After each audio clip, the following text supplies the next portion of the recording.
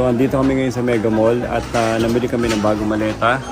So medium siya, meron na kasi kaming large and minsan mahirap kasi magbiyahe ng puro large. So para may option kami, bumili kami ng medium. So ito ang pangalan, ang tatak niya ay Ecolock. Yan o. And ang favorite ko sa Ecolock, unang-una, maganda ang design niya. Yan o, napakalinis silang, minimalist. Pati yung logo niya, walang sinisigaw na logo. Pangalawa, ang gusto namin sa kanya, even pati do sa large niya, tignan nyo, etong itsura niya. Wait, yan. Ito itsura niya.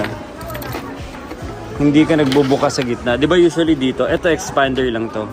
Di ba usually ang maleta, pag bubuksan mo sa hotel o kaya sa airport, bubulat-latin mo ng pag ganun parang libro.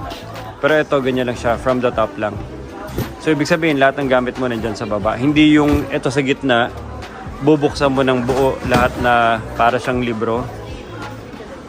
And most importantly, this brand is from Japan, yung brand. Yung gulong pala, tignan nyo. Double wheel siya. So, matibay. Usually, makikita natin, di ba, single wheel lang. So, dalawa yung wheel niya, matibay. Para na tayo nag-product review dito. May 5-year warranty. Tama ba? Yes. So may 5-year warranty siya.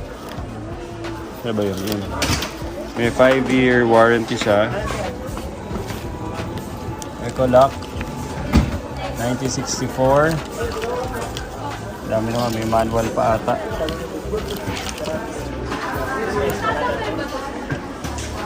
East meets West. So, Japanese brand siya. Yun, Japanese characters. Tsaka malinis, maganda. Maganda. As in, pulido yung pagkakagawa.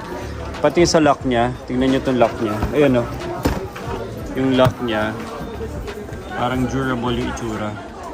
Tsaka malinis, diba? Makikita mo naman na pulido yung buong luggage design niya. Ito yung zipper. So, sa mga taga-Ecolock dyan, baka naman. Ito, may pahabol pa tayo. Bonus. So, ito, presyo niya sa medium. So, nasa SM kami ngayon, Mega Mall. So, ito ang presyo niya, 16,199. Pero, dahil 20% discount siya, lumalabas 12,000 plus lang siya. 12,250, parang ganun.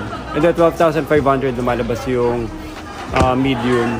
Bumili kami sa Dubai noon nandun kami. Nakita namin may Ecolock din doon. And then kailangan din namin ng maleta pa uwi. So bumili kami ng medium. Nung large nila. So yung large doon lumalabas 16,000 din. Tapos yung small, bumili kami ng small mga 13,000. Or less. 9,000 pala, 9. So yung sabihin, relatively, para ka na rin bumili sa ibang bansa kasi mura yung presyo ng Ecolock dito sa Pilipinas. Dahil naka 20% discount. So, kung bibilin mo to sa Dubai, feeling ko it would almost be the same price. So, sa mga taga-Ecolock, shoutout yan. Baka naman, ha? Medium tsaka large lang, pwede na.